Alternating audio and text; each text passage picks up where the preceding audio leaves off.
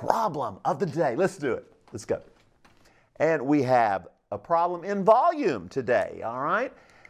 Volume of a sphere, like a basketball, all right, with a diameter of 6 inches. Now, that's a mini basketball, all right, folks. I know. Basketball's got a little more of a diameter than 6 inches, except maybe those little good old toy ones that I might have a chance of getting a basket with, one of the smaller ones. But I digress a little bit. Leave the answer in terms of pi, because since we deal with circular visions here, or things in the three-dimensional realm that involve circles, we are going to put pi in our final answer. By the way, I understand that Mark's already been on the road today trying to get in touch with me on Facebook, giving an answer. He and Catherine also yesterday both hit the 10 trapezoid. So, that's right. We like to see that you put some answers, check them, try them, go with them, all that good stuff.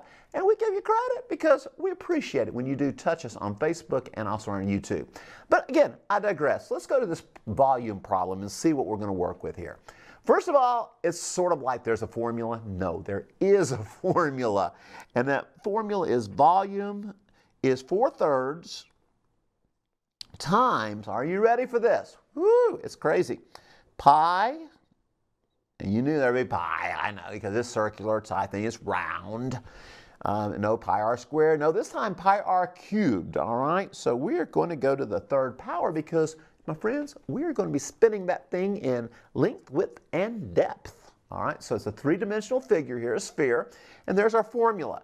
Now, it's not really that trippy, but sometimes we read very quickly and we don't notice that the word diameter popped up here, and I've got the letter R. Radius is what we need to work with. So we've got to think a little bit here, back up, regroup, so to speak.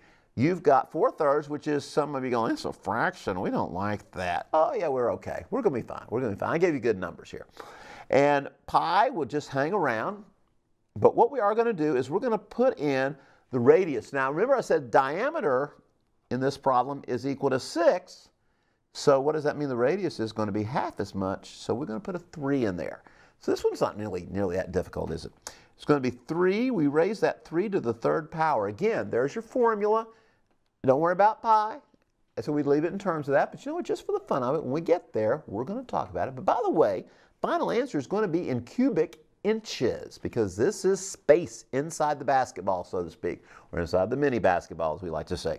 So let's check it out here. We've got 4/3 of pi times 27, and I'm going to put a 1 under that because we're going to work with that. The pi, we're just going to bring that thing on out here to the end. It's fine. We're not going to worry about it.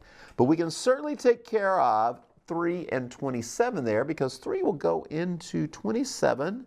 It looks like 9 times. I believe that sounds good. And that's going to bring us with 36 pi.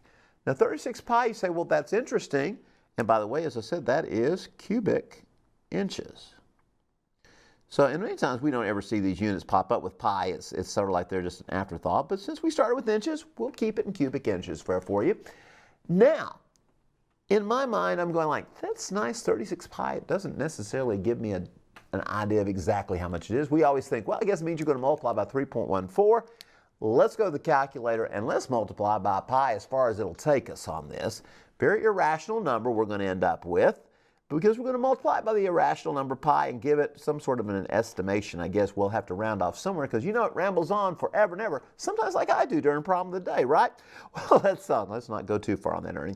All right, let's say 36 times, and pi, you say, where's pi, Ernie? It's right under there. It's in the blue. You see where my cursor's trying to take you? And what we have to do, we have to hit the blue second key and throw in pi. Hit that caret again. Well, there it is. Isn't that pretty? It looks like pi. It really does look like pi, doesn't it?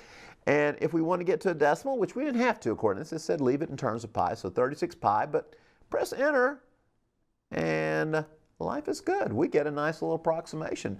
So actually, that's a pretty good bit of volume in there. That's 113 cubic inches with just a little bit to spare, all right? So we can basically say to the nearest cubic inch, 113. I doubt you would notice missing that 10th or that 900ths or whatever we got there. So, which is approximately, we'll put it down here underneath here, 100, what do we say? 113 cubic inches. So there you go. When you think of these things, I know a lot of times it's like we say 6 pi, 20 pi, and honestly, I really don't think my students start thinking about really what that actually means if you were to put a decimal in it, because they're so used to putting pi. Once you get into Algebra 2, pre-calculus, and those things, you just don't see much of that where you're worrying about running a value of pi in there until you play with the radians, and then it's a whole different ballgame. And speaking of a whole different ballgame, that's where we're going to leave this problem of the day. All right.